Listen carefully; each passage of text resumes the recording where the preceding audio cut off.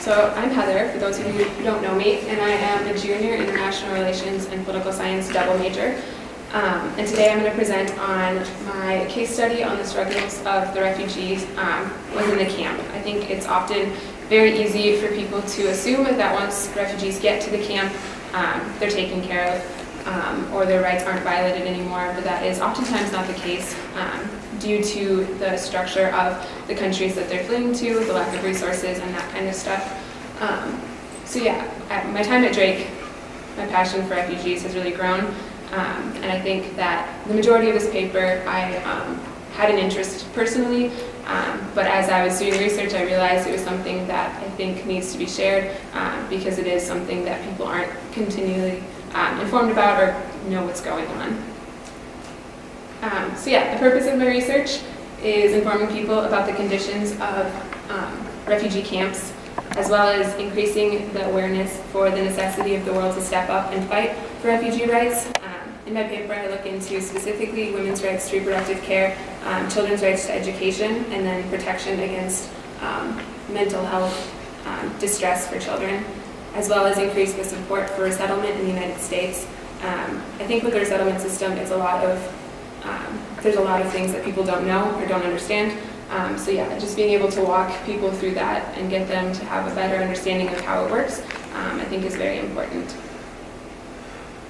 So I'm going to start out with just like some basic information. There are 21.3 million refugees worldwide, and 54% of those refugees come from 3 countries, which are Somalia, Afghanistan, and Syria. Recently, a majority of those refugees have come from Syria due to the Syrian crisis and conflict in Syria, but all 3 of these countries are very high conflict zones with a lot of persecution of the people who live there. And then the right to movement and the right to asylum are 2 very important rights that come with refugees, which are Article 13 and Article 14 of the Universal Declaration of Human Rights. The right to asylum is the one I focus on most in my paper, which is everyone has a right to seek and enjoy in other countries asylum from persecution. So that right often comes into tension with state sovereignty, which is the ability the state has to be independent and have autonomy over its control, or autonomy over its decisions. So when you have people fleeing their country of origin, they have a right to seek safety and asylum in other countries. However, the countries that they often seek asylum in are not either financially stable or don't have the resources to take care of as many people that are coming in. And the state has a right to protect its borders and protect its people, so it comes in conflict. And then I also talk about just basic human rights, like the right to food, the right to education, the right to health care, just basic things that you just really don't think about, but come into question as rights violations in refugee camps. So a little bit of background on camps. Camps are located on the edge of cities, and the size varies depending on regions. The example I use in my paper is Greece, which is right now a geographical hotspot because of the Syrian refugees fleeing from Syria and coming into Greece and Italy through the Mediterranean Sea. As most of you know, Greece is not financially stable. They are currently bankrupt. So having that many people coming into the country makes it very, very difficult for the rights in those camps to be what they should be, and those refugees to be taken care of. And so the camps are meant to be temporary solutions for families. However, they can end up staying for years due to the resettlement system and the processing of their requests or their applications. Oftentimes the camps have inhumane conditions, such as the houses are usually tents, or they're made of wood and tin. There's food rationing, which leads to malnourishment. There's a lack of education and a lack of proper sanitation and health care. And this is not due to the asylum countries just not caring. It's due to a lack of resources through the United Nations High Commissioner of Refugees, through the countries themselves, sustaining such a large group of people. So these are 2 camps. The top one is the Al-Zaatari refugee camp, which is the main camp I studied in my paper. And it's in Jordan. It hosts about 600,000 refugees, and it goes on for about 6 miles. So this is a very large camp, and this is where the majority of those refugee rights are violated, just due to its sheer size. And then the bottom one is a refugee camp and processing center at the Greek-Macedonian border. I don't know if you can see it, but there are tents on the right, which is where they will stay. The refugees will stay until they're processed and have the ability to go somewhere else. So yeah, I'm going to talk a little bit about women's rights very briefly. I'm going to focus more on children's rights. But so for women's, it's a very big thing for them to be vulnerable, especially when they come to these refugee camps without a male caregiver or a male with them. And sometimes even if they do, it's still a place for them to be vulnerable. And there's a lot of fear of violence within camps, sexual assault, physical violence, and domestic violence. It's just a big thing when they don't have enough people who are willing and able to protect the women in these camps. The main part of my research was for healthcare for pregnant women as well, because of just the sheer need of, there's going to be pregnant women in these camps, especially when they're staying for that long, and they do not have the necessary health care to take care of them. In my paper, there's an example that I pulled up, and it's 10% of women refugees in Greece are pregnant and do not have the neonatal and postmortem care that is required to have a healthy pregnancy. So it's a large amount of refugee women in just like one country that are not getting the care that they need. In my paper, I also looked at some improvements because I think it's important to address that there are things that are getting better. There are steps being taken to make sure that these conditions are better. So one example I have for an improvement is in Lebanon, where they created 24 mobile clinics for refugees, and this basic health care is provided through the UNHCR and the Ministry of Health in Lebanon. And then also, again, the Zahatari Reproductive Health Clinic. This clinic is a reproductive health clinic with a female gynecologist, and it sees about 200 women a week, which is a pretty big increase to previous no health care at all. And then there's also been programs put in place to help with the protection of violence in camps. There are a couple programs in Lebanon where the men of the refugee camps have stood up and have started to do their own programs and making sure that the women in their camps are protected. So the main focus of my paper was children's rights. I think it's really important, especially since a majority of these children spend years in the camps and they're growing up in these camps. The main thing I focused on was educational deficit. Education is very important in these camps because it creates a sense of normality. It's often a very, very unstable environment, and having something that the kids get to look forward to, they get to go and be a normal kid, is a huge benefit to them, and it helps with their mental health. 1/3 of Syrian refugee children, so about 80,000, did not receive any kind of formal education last year. So there's a lot of children that just won't have the ability to learn.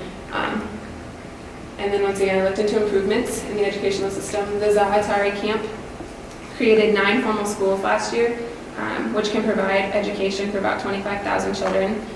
However, there are 30,000 school-aged children in Zahatari, so there's still 5,000 kids that are not receiving any education. The teachers struggle. It's oftentimes difficult to find teachers, first of all, who are willing to teach within refugee camps. And also, they're teaching oftentimes to very large classes of varying ages. It's not uncommon to have a classroom of 50 children of all different ages, and it's very difficult to reach individual children that way, especially when those children are showing signs of mental and psychological trauma from their transition from their country of origin to the camp to a very unstable environment. So yeah, this is kind of more of the mental health of children. I studied these 3 stages, so pre-flight, flight, and resettlement stage, and their effects that they have on children's mental health. So the camps can impact their mental health, obviously, but the pre-flight stage, which is the fleeing from persecution, oftentimes results in drastic emotional distress. Oftentimes they're separated from their caregiver. It's not uncommon to have children who are 5, 6, 7 just wandering into these camps because either their caregiver, they got lost, or their parents were killed. So that's a very big emotional stressor on these children. And then the flight stage, which is the refugee camps. It's an extremely unstable environment. Like I said before, they're there for, they can be there for up to years. And this is when they experience things that rob them of their childhood, such as acts of violence, attempted suicides, separation from family members, loss of their identity, they're seen as a number, and extended stays in camps can lead to loss of hope of a normal future. And then the resettlement process, which is the resettlement stage, often comes with a split identity, especially if the country that they're being resettled into does not have a program that helps them assimilate into the culture. They oftentimes feel like an outsider and do not either get to learn the culture or feel like they fit in. And so I'm going to briefly talk on resettlement in the United States. In my paper, I go into resettlement pre and post 9/11, and then also resettlement within Europe. But today I'm just going to talk about resettlement because this is quite complicated in itself. So the average wait time for the United States resettlement is 18 months to 3 years. So these steps, they apply for refugee status with the United Nations High Commissioner of Refugees. And then after that screening process, which can take up to 2 years, they're referred to the United States. And then the United States does a security clearance. So the resettlement applicants are processed with the Resettlement Support Committee, which is funded by the U.S. Department of State's Bureau of Population, Refugees, and Migration. And then this information is handed over to the Department of Homeland Security's U.S. Citizenship and Immigration Services, who conduct in-person interviews.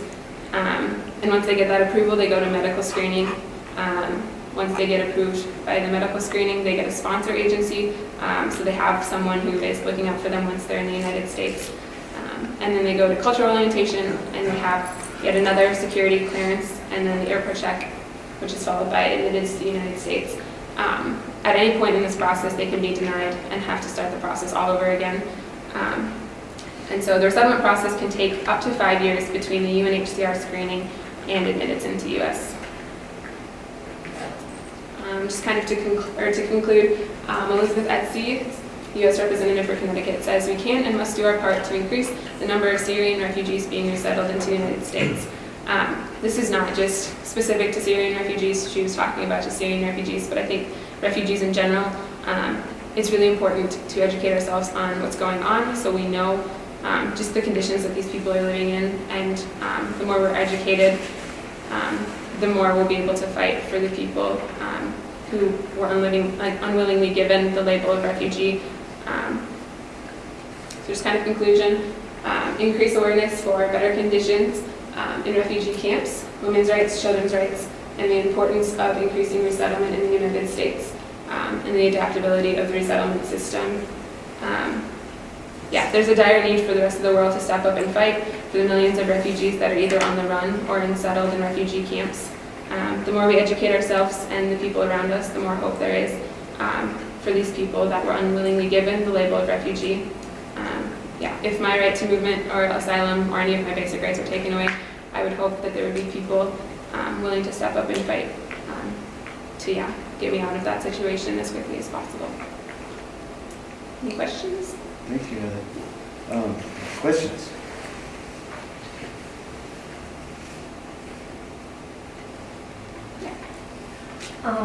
So I know that the majority of this research was done prior to the election of President Trump. So how do you see his current policy on allowing in refugees to impact kind of the stuff that you were looking at in your research? I'm not exactly sure how that's all going to play out, but I do think that, especially with the recent attack, or the military attacks in Syria from the United States, that it's something that he is at least aware of. I don't know if he will budge on his resettlement ideas. I know originally he was not for having any more refugees coming in. However, I think the more the media gets out about the chemical attacks and that kind of stuff, the more the people of the United States will kind of push for that resettlement process. So that's something I'm definitely very interested in looking into more in depth, and doing a little bit more research to see how that will directly affect the kind of stuff that I've been learning I guess with all the things that are going on around the world, Mhm. like Syria, all the droughts and civil wars, how much of these numbers are increasing, Mhm. like on a yearly basis? Yeah, so all of the data that I have from this paper was reported by the UNHCR, which is the United Nations High Commissioner for Refugees, in 2016.